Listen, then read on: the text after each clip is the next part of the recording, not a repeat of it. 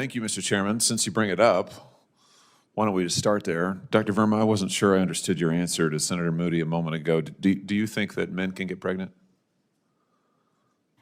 I hesitated there because I wasn't sure where the conversation was going or what the goal was. I mean, I do take care of patients with different identities. I take care of many women. I take care of people with different identities. And so that's where I paused. I think, yeah, I wasn't sure where you were going with that. Well, the goal is just the truth. So can men get pregnant? Again, the reason I paused there is I'm not really sure what the goal of the question is. The goal is just to establish a biological reality. You just said a moment ago that science and evidence should control, not politics. Absolutely. So let's just test that proposition. Can men get pregnant?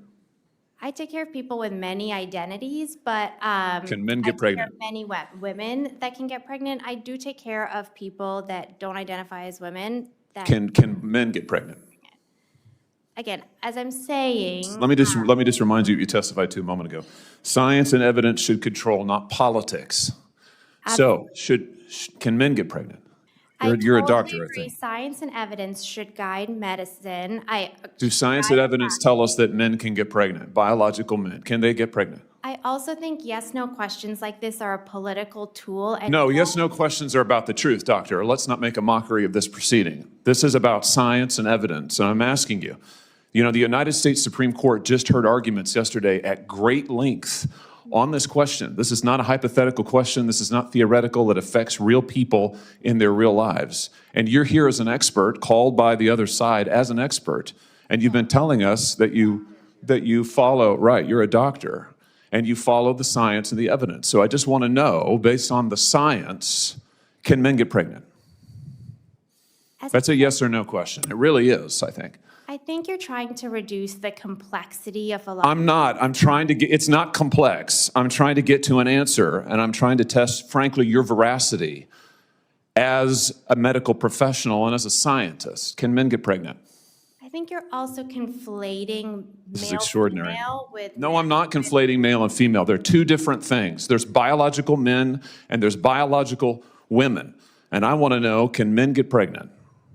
What you were talking about is biological... You're not going to answer my question. Biological males. This isn't hard, doctor. Can men get pregnant? Yes or no? Again, I would be more than happy to have a conversation with you that is not coming from a place of trying to be polarized and push. I'm not trying to be polarizing. I'm trying to ask, I think it is extraordinary that we are here in a hearing about science and about women. And for the record, it's women who get pregnant, not men. We are here about the safety of women and science that shows that this abortion drug causes adverse health events in 11% of cases. That's 22 times greater than the FDA label, another fact you haven't acknowledged, and yet you won't even acknowledge the basic reality that biological men don't get pregnant. There's a difference between biological men and biological women. I don't know how we can take you seriously and your claims to be a person of science if you won't level with this on this basic issue. I thought we were past all of this, frankly. I can't believe we're still here talking about this. I am a person of science, and I'm also someone here who's here to represent the complex experiences of my patients, and I don't think polarized language or questions serve that goal. I don't think they serve the American people. It is not polarizing to say that there is a scientific difference between men and women, and I want this to be clear and for the record. It is not polarizing to say that women are a biological reality and should be treated and protected as such.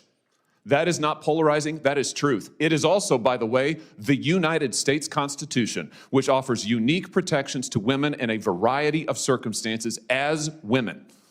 And your refusal to recognize women as women and men as men is deeply corrosive to science, to public trust, and yes, to constitutional protections for women as women.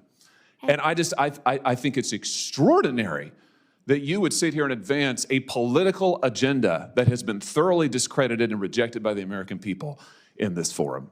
And I'm glad we had this exchange because it is exceptionally clarifying. It is also in many ways quite depressing. I see that my time has nearly expired. I just want to thank the other witnesses for being here. Thank you for protecting women and children. Thank you for your valiant efforts. Thank you for following the science. And thank you, Mr. Chairman, for this hearing.